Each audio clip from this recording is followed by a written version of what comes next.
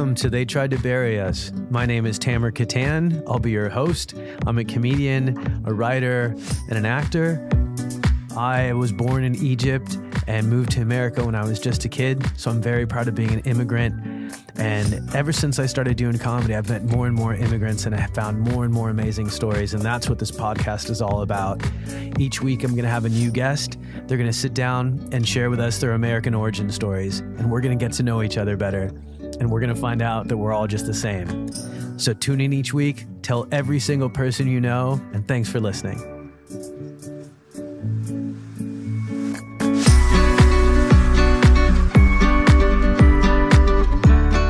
Welcome back to another episode of They Tried to Bury Us. I'm Tamer Kattan, and with me, as always, Kity Kattan. Hello, Kity Kattan. I still have my voice a little bit. Yeah, it's nice. I'm much better. And I just want to today mention something very important. For 3 shows, you complain about your necklace. I change it. And today I wear another one. You give it to me. So awesome, but short. This is the way I like it. For those of you who don't remember, I bought my mom a necklace, and then she returned it. Yes. And got a different necklace that looked nothing like it, which is fine. That's okay. It's your prerogative. No. You don't have to feel guilty about it. No, I don't feel guilty because you ask the store people, they say we can That's short true. it. They said they could shorten it. So they lie to you. Okay. And okay, thank you very much, Paul, your witness. No more anything about necklace anymore. Okay, thank you. She's so dictatorial, right? Well, let's start. All right, let's start. Hey, before we start, I wanted to read a review. I think I've mentioned this before, where when people write us reviews, it's such a bummer on iTunes because we can't respond in any way or say thank you or anything like that. So we're going to read some reviews on here. So here's a great one that I read the other day that I think is really nice. Okay, you ready? 1,000% recommend for basically everyone. Did you hear that, everyone? All of you. I found this podcast through Ethnically Ambiguous, and I'm so glad I did. Thank you to the hosts and guests for sharing so much of themselves and their stories. This podcast really does what it says on the box and fosters cross-cultural empathy and understanding. Oh, And you know what? I think I also want to shout out the girls at Ethnically Ambiguous. yeah, you should tell them I'm ready for second dinner for them. Yeah. Anna Hosnier and Shireen Laniunas, my mom is ready to make you another dinner.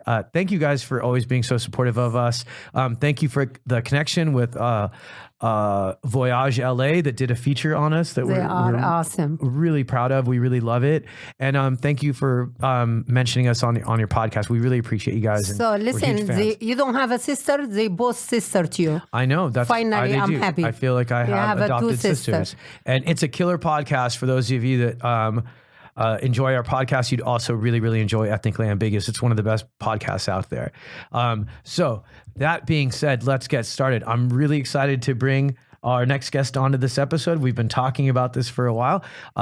We met a while back, but let me introduce you first. I'm not gonna introduce you by job title because you're a lot of different things. Right. But I'd like to introduce you guys to my friend Simone Nobili. Hi. From a small town outside of Rome. What's the town called? The town is called Rieti, and if you forget it, it's actually a tattoo on my neck. Hey, there it is. That's cool. Yeah. I like that. And it's funny that you mentioned words because so many of the words on your body are poetry. Most of my tattoo, which I believe are 45 tattoo, the point, like every time I start counting, I lose count. But I think that there are 45, and most of them are poetry or are like, things I needed to remember. Yeah. Things that happened in my childhood. On my forearm, for instance, there is like one of the poems that my mom used to read me when I was a kid from a Nobel Prize, an Italian Nobel Prize named Quasimodo. On my throat here is a poem from Lawrence Ferlinghetti, which is like one of the guys that was like from the Beat Generation. He's still alive. Actually, I think like he's turning 100. What does the poem say on your neck? You have tattooed right on your throat. It's reverse. It's reverse. So that way you can see it all the time. So my neck. So it say "Sometime During Eternity," and it's the title of a poem from Ferlinghetti. And this poem is about God, but it's written in a very it sounds like a blues, and it's written in a very like casual way. Yeah. And the poem say that sometime during eternity, a guy is gonna show up. It's gonna be put on a cross because Yeah. he has like all this It's crazy so idea. casual. And so it's like this poem was from a collection of poetry that he wrote called Coney Island of My Mind. Oh, wow. And I remember it's one of my favorite ones. And See- my ends are the explanation is my questioning God's, because like my left hand is God is a shout in the street is actually taken from like Jim Joyce Ulysses. Yeah. I remember. And it's one of the sentence that one of the protagonists in the book say. And then the right hand is written "Waiting for Godot," which is like a playwright. movie, yeah. It's a playwright Yeah. from Samuel Beckett. Wow. Where Samuel Beckett was actually, for a time, was engaged to Jim Joyce's daughter. Oh, wow. I didn't know that. Yeah. So, and Samuel Beckett looked up at Jim Joyce. He wanted to be like Jim Joyce all his life. Wow, that's amazing. So these two, they kind of like related, and they're one of my two favorite writers. See, it's funny, and I think it's because of your tattoos that we kind of got introduced to each other. Right. At the time, we were both working at, still today, my favorite ad agency, at Shy at Day, TBWA Shy at Day in Los Angeles. And then we had a mutual friend who was the head of art there, David Dow. Yes. And David Dow just came up to me, and which a lot of people do sometimes, the tattooed people. Right. He goes, "Hey, I know this guy Simone who started here. You got to meet him. I think you guys would get along. You both box. You both have a bunch of tattoos." And I'm like, "Really? That's how like just because we have tattoos doesn't mean." But you were a great guy. And when I first met you, I remember thinking, "Wow, here's a guy from Italy who's an art. Aren't you an art director or copywriter?" I'm a copywriter. You're a copywriter. See, it makes sense now. See, but you were hanging out with David Dow, who's the head of art, and I was like going, all of us, I think like the three of us kind of stood out at Shy at Day. We're at this ad agency and great ad agency, but I think the three of us absolutely stood out over there. We became fast friends, and I always thought about you because I saw that you were a big fan of American writers. Yes. And sort of like you just embodied the American lifestyle so much. You know, you rode Harleys, you wore leather jackets. You look like James Dean from a distance, you know? And it reminded me of like my dad a little bit. Like when my dad was in Egypt and they were coming to America, my dad was in a Beatles cover band, and there were so many things about America that fascinated him. Right. And it made me wonder, like, I didn't know you well enough yet to ask those kinds of questions, but now that you're here on the podcast, I can. So when you were in Italy, and when did you decide, well, first tell me, what was life like in Italy, and what was your impression of America while you were there? So I grew up in a very conservative, traditional Italian family. So if you were to picture an Italian family, that would be my family. Mama making like handmade pasta all day, you know, like growing up only with Italian food because at the time, like, you know, that's all you eat. I grew up with Happy Days and Fame. They were two of the biggest TV shows. I love in those Italy. shoes, yeah. Right. So I grew up with Fonzie and like, and then came Fame. Fame was like really like our TV show. Yeah. It was a great show. Great show. There are two episodes in my life, in my childhood, where I vividly remember being like falling in love with America. And they are very like, you know, weird episode. The first one, I remember this commercial. It was for chewing gum, very famous in Italy, called Brooklyn. And everlasting flavor was the tagline of the commercial. And I was like, I think like 10 years old at the time. And the commercial was, I think the picture was like this guy riding a Harley, a turquoise Harley. And I think it was like a fat boy or something like that. So I'm talking about like early 80s. And he's crossing he's crossing the Brooklyn Bridge. Wow. And at one point, That's so American, right? In the middle of the Brooklyn Bridge, he stopped and like, you know, he pull over and like, you know, he grab a chewing gum and just like look at the landscape, and it's beautiful. And I remember looking at this guy and like, I was like, oh my God, this is awesome with the motorcycle. Yeah. So then you fast forward like 30 years, first time I moved to New York City, one of the first thing I did, there was like rode my Harley across the Brooklyn Bridge. Wow. Just because of this. That's so cool. So cool. And then the second episode, which is very also like kind of strange, my dad had an uncle that used to live in Cleveland. And in the 60s, she came to Italy to visit like her extended family. And my dad was like 20 years old at the time because he was born in the 40s. And she brought like $50 from JFK.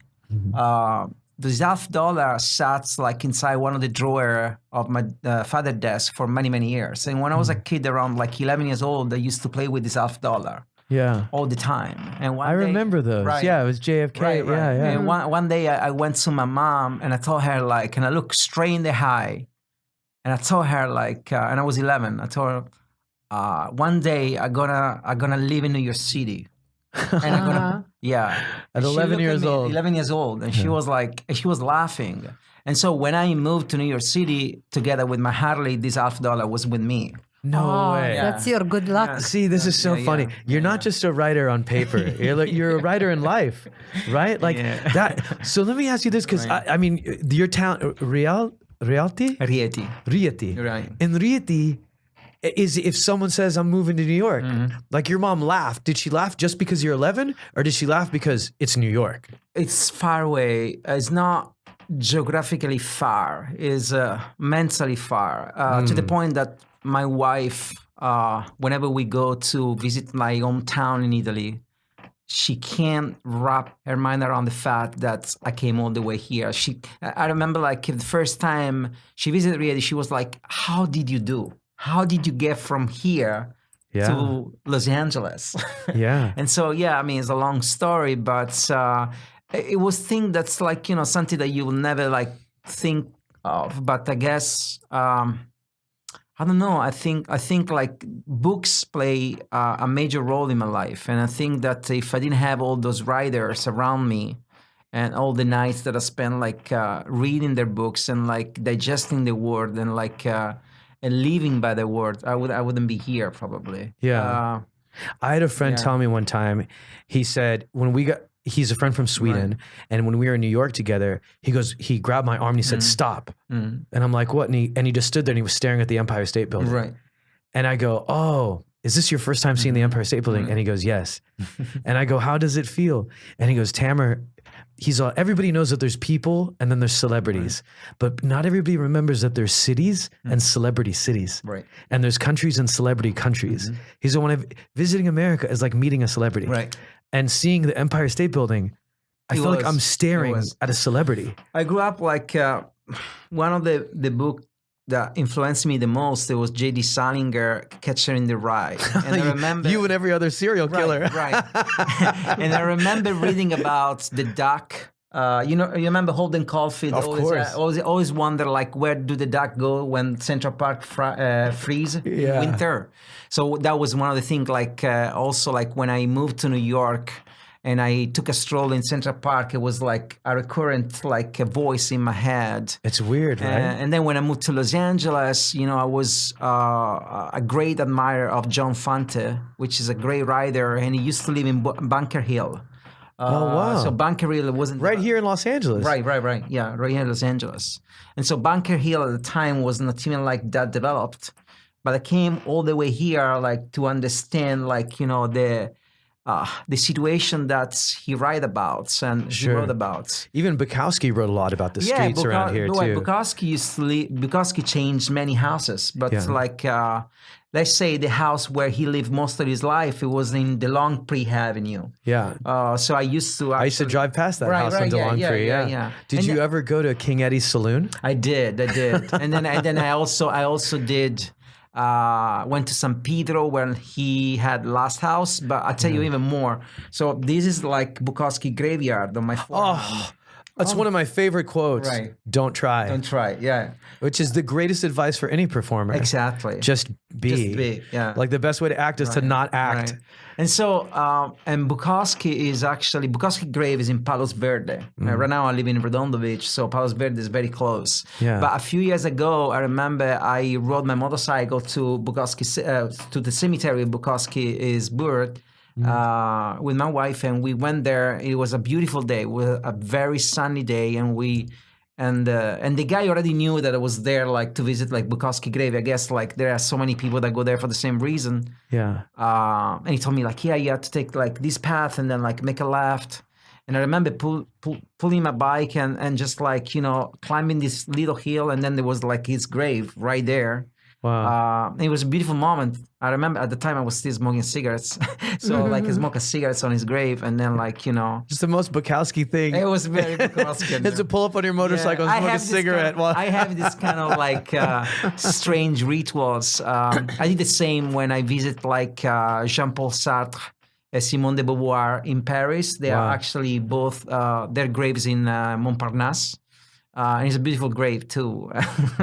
I'm sorry, this is getting too dark. No, but it's very revealing. It shows that, listen, like if you're coming from this small town, and there's a reason why your wife is like, how does somebody come from a place not just geographically far, to use your words, but culturally far? Yeah, very or attitude far as well. Like, there are adults who get job offers. Right.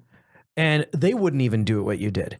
But it shows like when you fall in love, it could be just the power of words. Sometimes you fall in love with the power of words. And, sometimes, especially a lot of my gay friends talk about their chosen family instead of their given family. And I think sometimes we find our chosen brothers or people that with their words make us describe the way we feel. Right. And I think that's a powerful draw. And that might have been what made you point your arrows towards America. There was also something that growing up in a small town, I always, and I use a strong word now, but I hate most of the behavior and like the narrow mind and like these like surrender behavior that like some of the people that live in a small town have.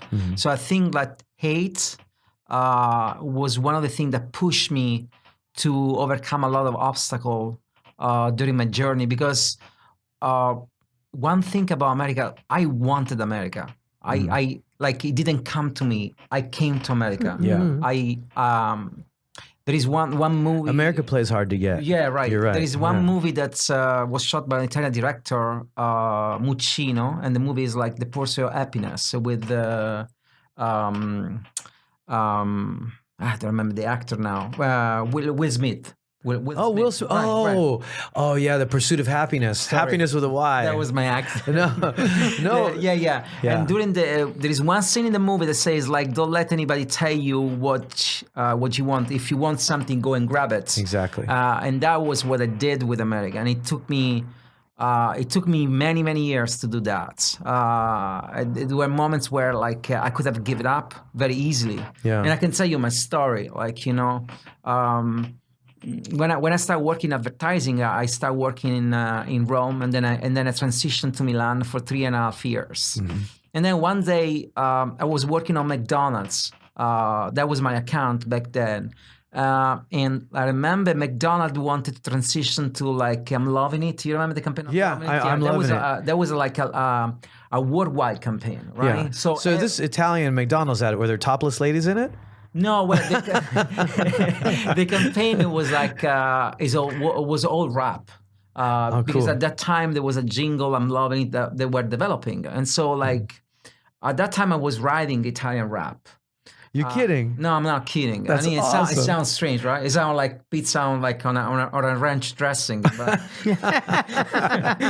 Listen, I've heard so much rap that I didn't expect that blew me away. I love it. So Italian rap, why not? I love it. Yeah, like so. At that time, I was the one that adapt all the commercial from I'm Loving It for my country. So what they did, and that was like around 2003, they flew me to Los Angeles. And they parked me at the Standard Hotel in Sunset Boulevard. Yeah, I know that. And I was supposed to record the jingle at the Record Plant Studio. But I only work, I think, a day or two at the Record Plant Studio, and the rest it was just like having a private driver, like, going around, meeting people. So when I went back to Italy, I thought, like, what am I doing in Italy? I should be in America. This is great. Yeah. That's what, like, advertising should feel your like. first experience is like you first got the experience. red Yeah, carpet right. treatment. And so 2003, the Christmas of 2003, packed my stuff, So just like that, grabbed my portfolio. you said, I should be in Grabbed my LA. portfolio and I flew to New York, and it was very, very cold. It wasn't like LA anymore. Yeah. So that was the very first like reality check. And the second one was like I started showing my portfolio around to different advertising agency, and they all loved okay. my ideas. Yeah.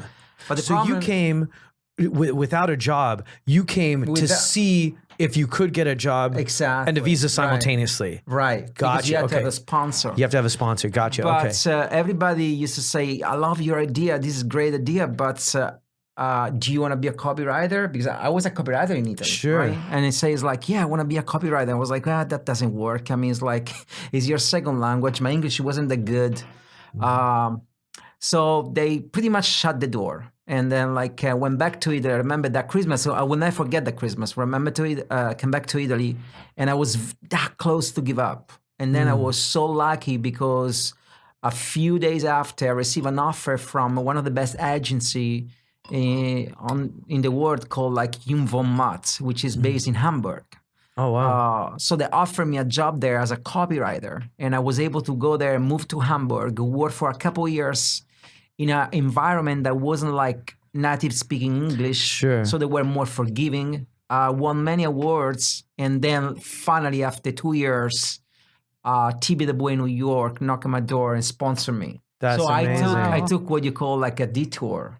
Yeah. But I never, and even when I was in Hamburg, America was always But in my head. You know what you did that Right. that is so beautiful is that there's so many people that would have quit then. Yeah. That said, I'm a copywriter. They told me my English isn't good enough. It's my second language. And they would have said, okay, that's it. Right. You went back and said, and for 2 years kept working so you could try again.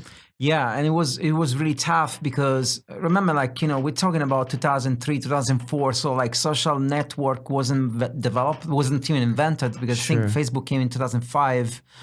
I remember Blockbuster was still like around, and I remember the only way I had to learn English was like to rent blockbuster English movie. And and I was living in Milan at the time, so I remember watching like 3-4 movies at night. Wow. Pausing and play, trying to understand the words. That's like, different than just watching me, just so people Yeah, understand. yeah. I know I did that in Sweden, and watching a movie, watching 3-4 movies is a lot, but studying a movie It was is very hard, exhausting. yeah. It's not easy. I remember doing the start, stop, and I remember I slept so deep because it wears you out. It gets you really tired. Yeah, and same things with the books. I started reading in English, and it was extremely frustrating for me because my vocabulary in Italian is like quite large. And when you read, I'm not the kind of reader that read because of the plots. I read because of the style. Yeah. I don't care about the plots. I can read like a book that I like 20,000 times. It That's doesn't really really matter. I interesting. read for Yeah. the style. So when I start reading in English, suddenly I had to understand the plot, and I couldn't like tell why certain words were like written in a certain way, why the structure of the sentence were written in a certain way, because I couldn't understand. So Sure, it took the me subtleties and stuff. It took me like, I would say like, I don't know, around probably 7-8 years before I start appreciating like the structure of a sentence and how like certain sentences were written. And then when I started doing that, I reread all the books that I read in my youth. Yeah. So I have how like cool. 2 huge bookshelves in my house. So one is like all the Italian books and all the English books, and exactly the same books from the same writer, but they're Wow. Italian and English. Yeah. That what's funny is the thing that might have been perceived as a weakness in the past Right. is a strength. Yeah. To understand those words in 2 different languages, I think gives you an even deeper understanding of those words and to understand them in 2 different ways. That's amazing. Yeah. Do you think that was the toughest time for you in America, coming in and Actually, it's almost like going back and getting a degree again and re-educating yourself all over again. Well, the toughest time in America was to adjust to the workplace because I can't wait to hear. Right, yeah. I can't use the word. I think it was Chuck Palahniuk, the writer of Fight Club, that say once that the workplace is one of the biggest tragedy in the United States, and I'll tell you why. I read somewhere that Chuck Palahniuk, when he wrote Fight Club, he conceived the idea because one day he was working in a factory, in a corporate company, and during a weekend, they go into a fight, a brawl in a pub, and he got black eye. And the day after, it was Monday, he went to work. For the entire day, nobody ever asked him, hey man, what happened to you? What happened to your eye? So he went back home and he started writing about this like secret club when people like start punching each other. And that was like the birth of like Fight Club. Wow. Right? And I remember when I read this, I thought like this is kind of romanticized. I don't know if this is like possible. But then like fast forward many years, I'm in San Francisco and I'm working like in a very good like advertising agency. And I'm going to work one morning and like traffic not moving right like close to my agency, and a guy opened the door of his car, and with my motorcycle I just ran into his door. Oh wow! And I break my finger. Fortunately, the only thing I break is the finger. The hand starts swelling a lot, and so I go back up I go to my office and I sit at the desk with the ice on my hand. And the guy that sit beside me for the entire day never asked me what happened. You're kidding. Wow. Never. And I remember the day, it was one of the toughest days in the United States because I thought like, oh, that Chuck was right. This happened.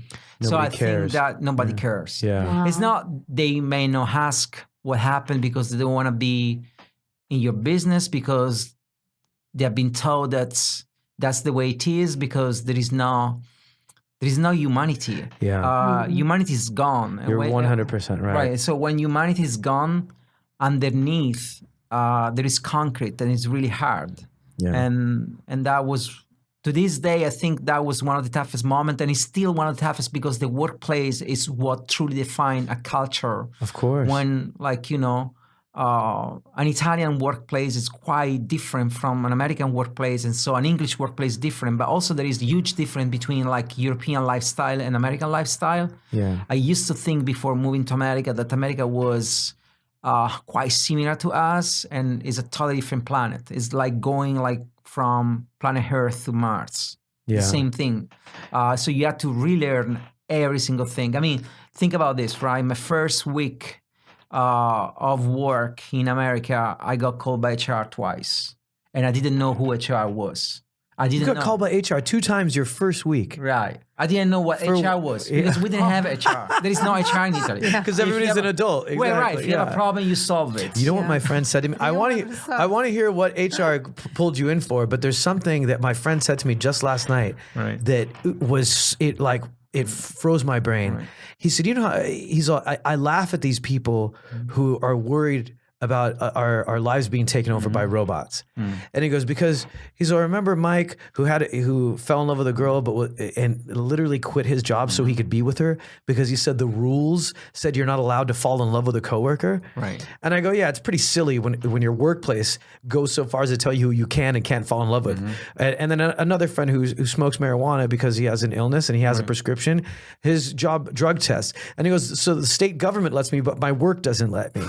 And he's all, you're not allowed to show emotion. You're not allowed to show love. All those things get you into HR department. He said, we shouldn't be worried about being replaced by robots. We should be worried because we're being turned into robots. Right.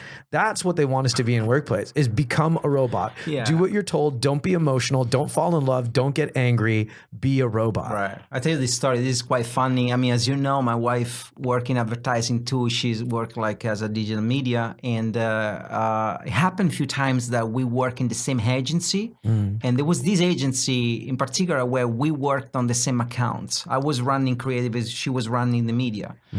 So we were literally like working on a daily basis. Like, now is my wife. At the time we had one kid already.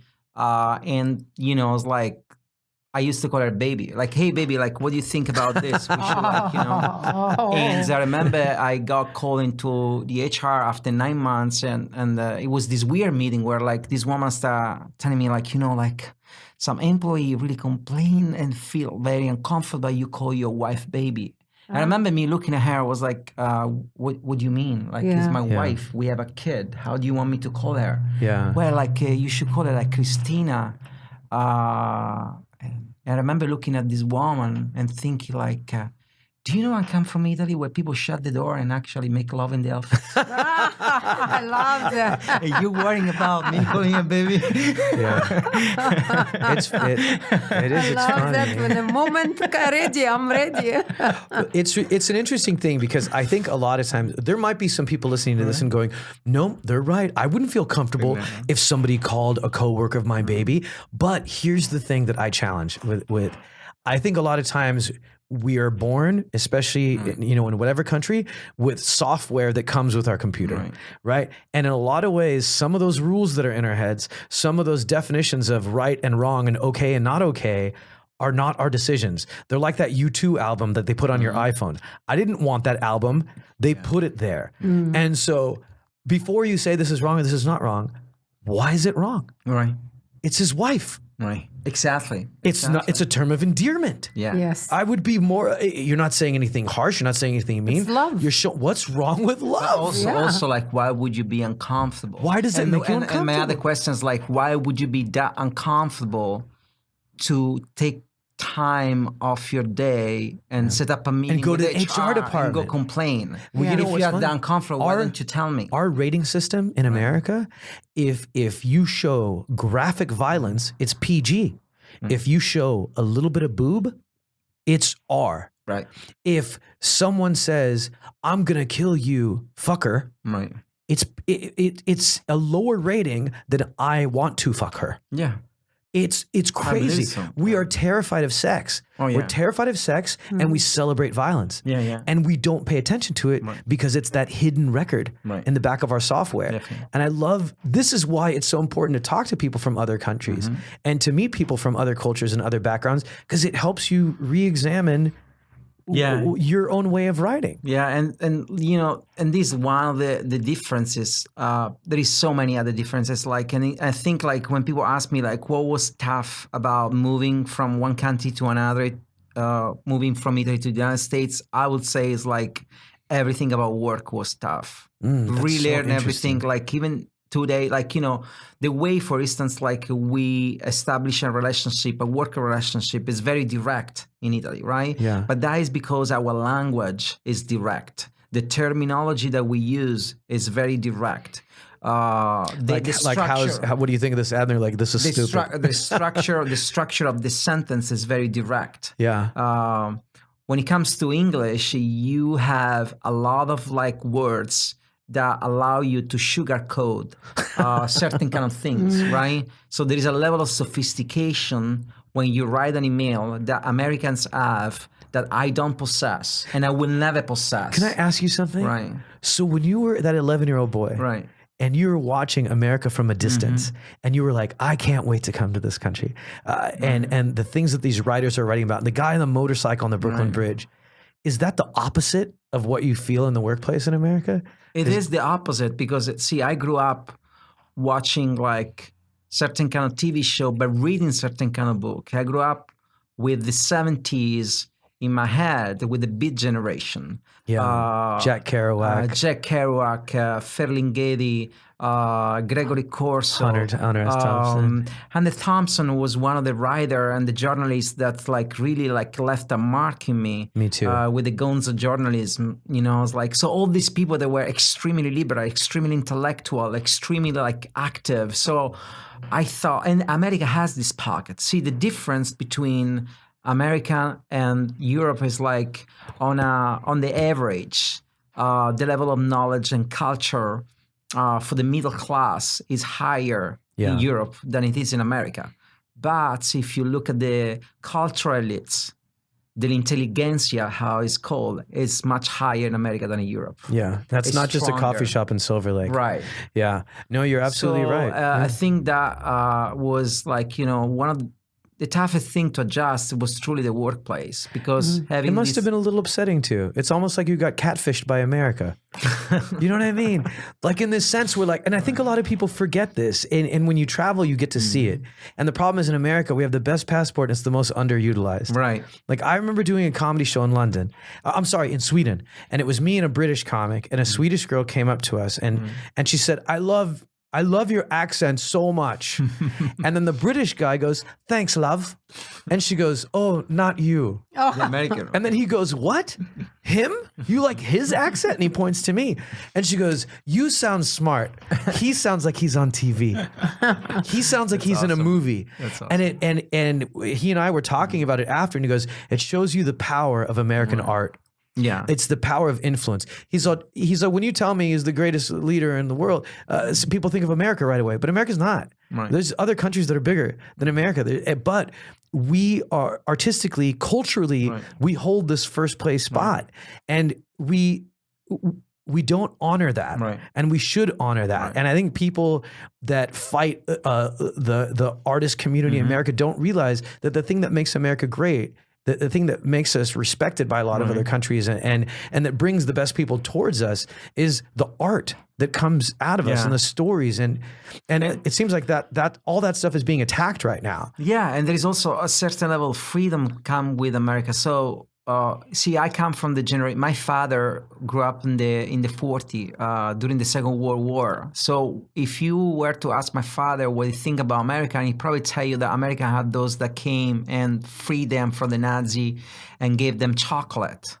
Wow. Because at that time there wasn't chocolate, right? There's so many stories like that. In Right. Cuba, it'd be Exactly. Coca-Cola. Right. That's why Cuba Libre So is called Libre, right. freedom. They added Coca-Cola. And so, like, when you think about America, for someone of my generation, grew up, like, was born in 1973, I grew up in the 80s, it's Harley Davidson and Levi's. Yeah. It's like those brands, even though like they seems to be shallow because it's about aesthetic, they hold a truth in the core, which is like that kind of freedom that for many, many people represent like what America is. Yeah. And to this day, even I had to admit, even with all the obstacle and like, the workplace being a tragedy, America gave me many opportunities that Italy could have never gave me. Sure. I agree. I'm here because of the opportunity that I get from the United States.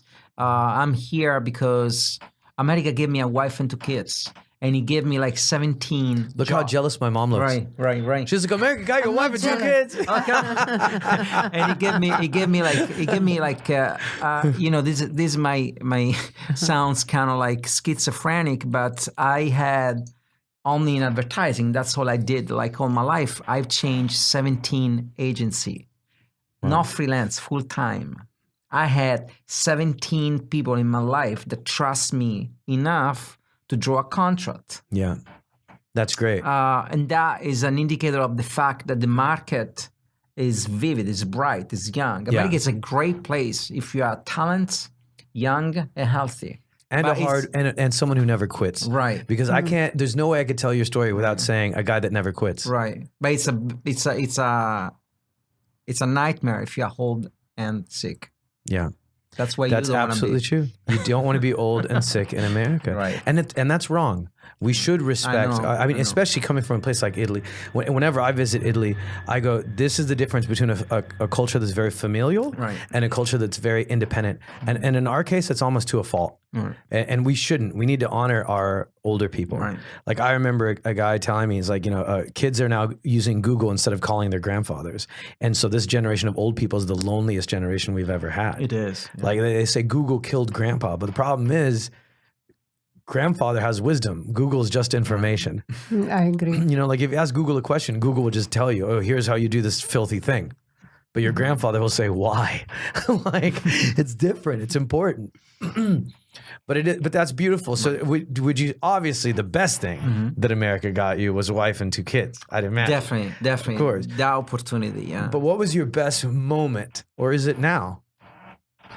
I think my best moment was when I finally bought a house. In 2012, we bought a house in San Diego, and it's the typical American dream house. So it's like big house, like front yard, backyard, in the suburbia of San Diego. Always sunny. I think I always say like Heavy bag in the backyard. I think it's it's truly like one of the best places to die. Oh my God. I'm joking. But, That would be the greatest license plate. Right. San Diego. It's the best place A great to die. place to die. Because here's my theory about San Diego. It's like, seasons are there for a reason, right? Yeah. Like season tell you the time is going by, right? Yeah. It's passing by. Now, like when you live in a state where like there are no season, like San Diego is constantly like 72 and springtime. You lose like connection with time. When you lose connection with time, time's slow. If time's slow, you numb. There is a part of you that get numb. It's almost the fountain of youth. Yeah. Like you find the fountain of youth by experiencing these places that slow you down. Yeah. So you go gently into the night. Yeah. As like it's the reverse of Dylan Thomas' poem. Don't go gently into the night. Yeah, I love that poem. But You know what's funny? You reminded me of, speaking of typical American brands, Harley Davidson. Oh, right? yeah. And one time I had a guy explain. He's like, tell me what a strategist does. Is that a similar experience to you? I was a writer first, Right. but I went to Sweden and my Swedish wasn't good enough to be a writer. And so when I worked at an ad agency there, I became a strategist. So I could still come up with ideas, but not have to execute it in copywriting. And the strategy was still pretty new at the time. This was 15 years ago. And the guy said, explain exactly what your job is. And I go, and he goes, I work on the Harley Davidson account. And I'm like, okay, well, you're the account guy on Harley Davidson. I'm like, you help me understand what they make, and together we figure out what they sell. Right. And he goes, they make and sell motorcycles. And I go, no, you make motorcycles. What you sell is freedom. Right. Freedom is what Harley Davidson sells. And I think there's so many brands in America that don't understand the power of that word. Right. It's almost as freedom is our Big Mac. It's the product that it's what we're famous for. It's what we're known for. It's what is attractive about America. It's the one thing that not just Americans, but people all over the world are attracted to that light. And also like this word freedom, I think like a lot of people like, I remember watching like one of the, I don't remember, there's a YouTube video where like a guy say freedom, everybody has freedom. Belgium has freedom, Italy has freedom. I don't remember this, like it's a video clip. Yeah. But I think that's the way I interpret freedom in America is like freedom to me is having the opportunity to go through 17 jobs. Yeah. Having the opportunity to have like 17 people draw you a contract. Having the opportunity to buy a house, coming here with nothing and end up like buying a house. Yeah. As long as you're willing to work hard. As long as you're willing to work hard. So that is freedom. Yeah, I agree. So that freedom, I don't think there is in many places around the world. Because if I can tell you that much, that if I were to live in Italy, I wouldn't have the same chances because the market is stale, and young people don't have the same opportunity that they have in America. Yeah. So I think like that is also like freedom. Yeah. And then Harley Davidson, I mean, like you like have 3 Harley Davidson in my garage. So it's like I guess like with Dude, me, you are the most American Italian I've ever. You are like from the pages of that era. But and it's beautiful. It's a nice thing. Oh yeah. It's a great thing. I don't mean that in anything but a positive way.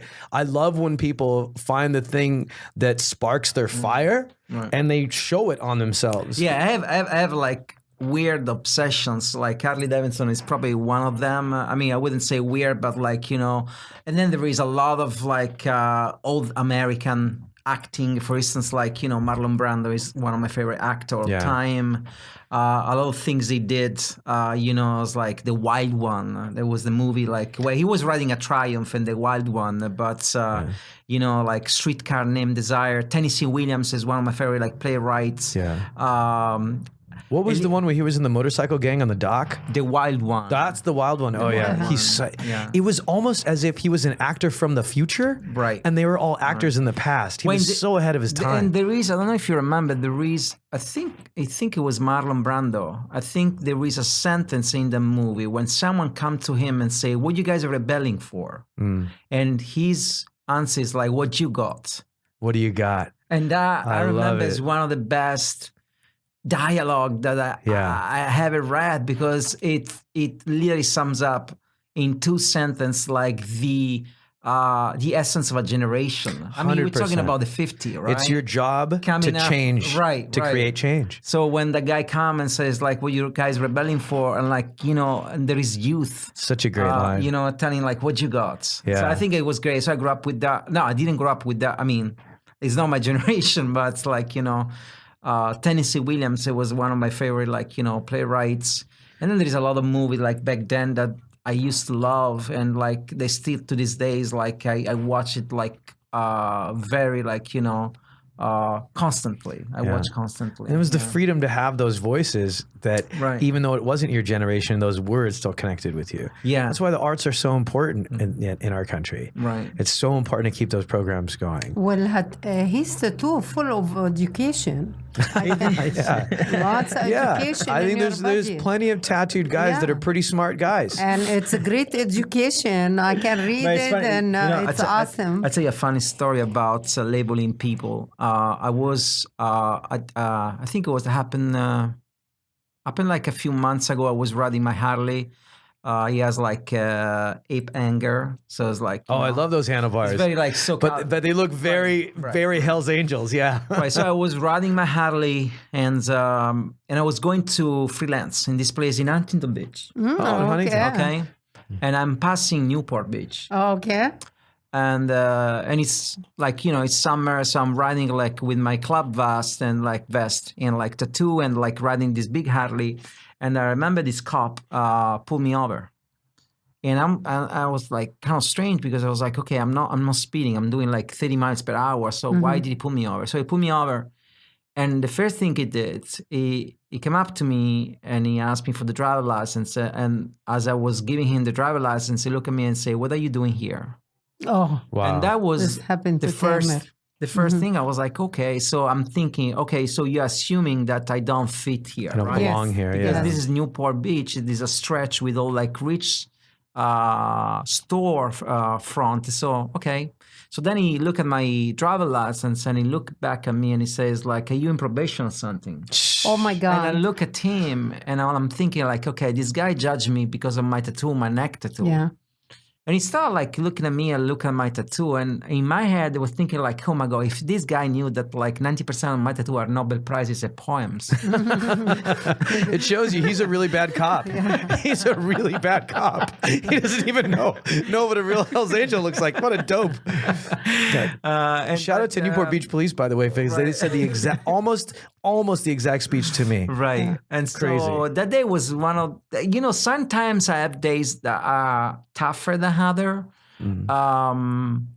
Another day that was one of the toughest day, that actually I don't like to remember this day. And it happened very, very recently. And I was presenting an idea to one of the clients. And it was like in a conference call. And I was almost at the end presenting this idea as a credit director. All my team was there. And the client was there, like everybody was there, like a very senior client. And I think they forgot to mute their microphone. Oh no. And at one point, so one of the person from the client side started mocking my accent, Oh, but not in a funny way, in a very, very derogatory way. that sucks.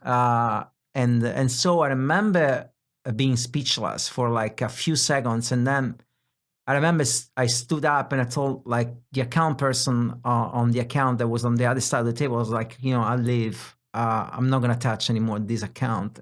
And then the team protect me in my agency. Good for Actually, you. was That's really nice. they got on the phone with the clients.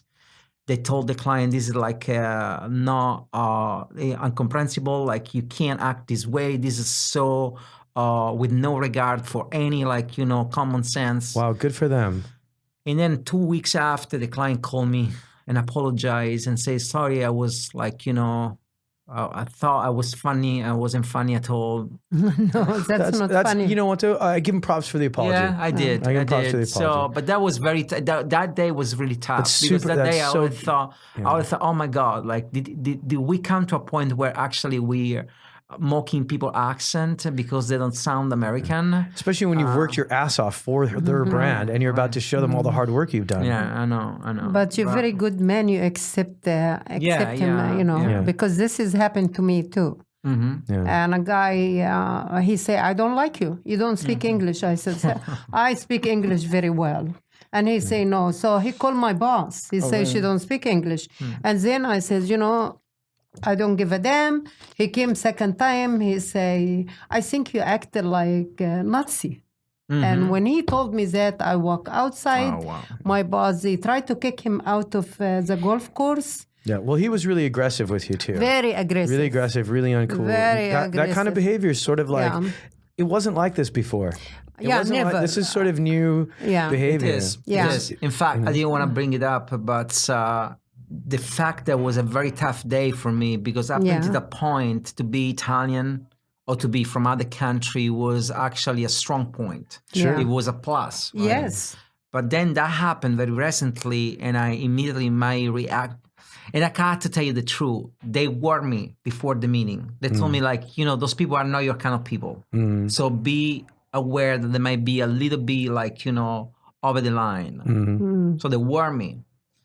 So when that happened, it was the proof that, okay, so now this is happening.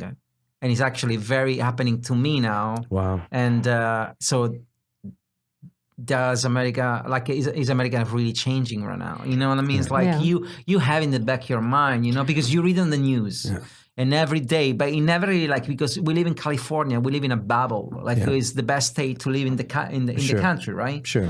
And we live in, and we work in advertising. And Sure. advertising is It's very very liberal. liberal. Exactly. Right? 100%, So we yeah. are sheltered. Yeah. But that day happened to me. Yeah. And I felt that kind of golden cage broke all of a sudden. Yeah. And all of a sudden it was like, oh, a real life outside there. Well, here's the thing, and here's why I have faith and I have hope. The cages that are the people that are inside those cages that are breaking are people that don't quit. Right. We are the toughest people. We are the strongest people. We are the hardest fighters, and they poked a giant. And this is not America. That's not the way America's supposed to be. I've said this before. I'll say it again. People need to stop being concerned on where who's made in America, and they need to be more worried about who's made of America. Sure. You have what's made of America tattooed all over your body. Right. You know what I mean? Yeah, definitely. And made of America is much more important. There are people made in this country who don't belong in this country anymore. I don't want extreme vetting just for people coming into the country. I want extreme vetting for people who've been here who constantly do un-American things and break American principles. It's not right. But listen, you've been such a phenomenal interview. But before we wrap up, I think it's really important that we talk about this Orange Vest program. Right. So how did you get involved with it? Did you tell me about it? Well, I mean, we work in advertising, and we do most of the time we work on useless thing, right? We work for things we don't need. Sure. Just to mention Tamer Kattan from Fight Club. But one day, a friend of mine called me and said, "Hey, look, there is this problem in Italy where, in the Mediterranean Sea, people trying to chase new dreams, new lives, and cross the sea and the diet sea."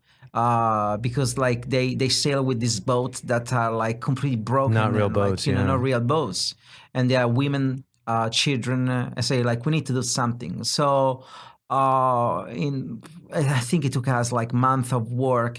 We came up with this idea of Orange Vest. The life jacket is orange, right? Yeah. So to crowdfund one of the boats that go and rescue these poor people that die at the sea, we needed the help of everybody. And so we created this moment called Orange Vest moment, where all you had to do is to wear an orange vest and show that you care. And if you want, donate whatever you want to donate to the movement. And we develop a Facebook filter. So even if you donate an orange vest, you can actually Put it in your picture. Put like a virtual orange vest on you. Oh, gotcha. Actually To show support for the to program. support. That's great. The movement launched just a couple of days ago, and we had amazing response. that's And great. one of the things, it was like I woke up one morning and the Italian newspaper that I read every day was actually talking about the moment. No So way. Wow. It was really It's like a good moment, because like, okay, I'm doing something good. That's great. So yeah. It's funny too, because I think a lot of people forget. Like I am so thankful for those rich women that paid that guy to fake their college submissions for their daughters. Oh yeah. Oh my God. Yeah. I'm actually thankful for them. I'm really glad they did that. Why? Because George Lopez, the comedian, put up an Instagram quote, and he goes, interesting. They lied on some documents so their kids could have a better future. Isn't that interesting? Yeah. So I think sometimes people they use words like alien to make people think of immigrants as not human, to make them feel like, well, I can't relate to them. That's an alien, or they're nothing like me. We're all exactly like each other. Yeah. And those women who paid that guy hundreds of thousands of dollars to fake college submission forms and even lie about their nationality in order to get their daughters in, those rich women driving around in Land Rovers, they are no different than people who are struggling motivation-wise. They're no different than people who are getting on these life rafts to try to cross the Mediterranean, to give their kids a better future. At the end of the day, these people are fueled by love. Period. And maybe they're making mistakes, but they're fueled by love. And if someone's fueled by love, it's not a bad person. They might be doing something that you think is bad. They might be doing something that you think is wrong, but they don't deserve your hate. Yeah. If they're doing something for the love of their kids, it doesn't make sense. We're a better country than that. Yes. So, dude, thank you so much for being on. I've been wanting to have you on for such a long time, and you're an awesome guest. Thank you. Thank you for, how long have you been a citizen now? I think this is fresh. I think more than here. A year. A year. Dude, Oh, wow. congratulations. Congratulations. We're very, very lucky and happy to Proud have of you, you. dude. Yeah. Very happy to have you. Very proud of you. And like my mom always says, one day come over for dinner. We'd love to. Yeah. I'd love to see your wife again. We'd love to meet the girls. With your two girls. Is that the cutest kids I've ever seen? You guys win Instagram. Yeah. You have the cutest kids I've ever seen. You will love So it. thank you so much for being on the show, and thank you for the good things that you're doing, for not forgetting how hard it was to be an immigrant and helping people that are less fortunate than you. I think that's really beautiful, and we need more people like that in America. Thank you. Thank you so much. All right, guys, thanks so much for listening. I am Tamer Kattan. With me, as always, Kity Kattan. And guys- Thank you very much. I love him. He's great, full right? of education. Simone Nobili. Yes, and I That's love such a he great put name. his country name in his back in case he's drunk or something. his He neck, cannot. on his neck. His neck. In case he get drunk or something, he can remember where he from. I love that. I love that. Nice. Well, listen, if you guys want to follow my mom's comedy, just listen to the podcast. No. If you want to come see me, you can go tamerkattan.com. Very shortly, we're going to have a website for the podcast. I have shows listed on there at tamerkattan.com, and Tamer Kat on Instagram, and Tamer Kattan on Twitter. Thanks so much for listening.